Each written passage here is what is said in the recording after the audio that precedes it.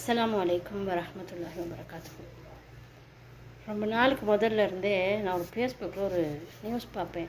நான் அப்போ என்ன யோசிப்பேன், என்ன இந்த மக்கள் முட்டாள்தனமாக யோசிக்கிறாங்க அப்படின்னு. அதை பற்றி என்னன்னு அதாவது காணாமல் ஆக்கப்பட்டோர் அப்படின்னு சொல்லி, காணாமல் ஆக்கப்பட்டோர் சங்கம் அப்படின்னு சொல்லி அந்த போஸ்டெல்லாம் பிடிச்சிட்டு நிற்பாங்க வன்னில மக்கள். அப்போ நான் யோசிப்பேன், என்ன இந்த மக்கள் முட்டாள்தனமாக யோசிக்கிறாங்க. யுத்தத்தில் நிறைய பேர் இறந்து போயிட்டாங்க, அவங்களெல்லாம் காணோன்னு தேடுறாங்க.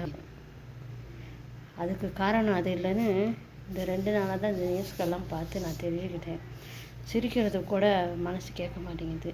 செம்மணி மனித புதைக்குழி இந்த நியூஸை வாசித்ததுக்கப்புறம் இதயமெல்லாம் ஒரு மாதிரிக்க பயங்கரமான கலர்ப்பு. தமிழன் தான் எல்லா இடத்துலையும் இந்த மாதிரிக்க சீரழிகிறான்.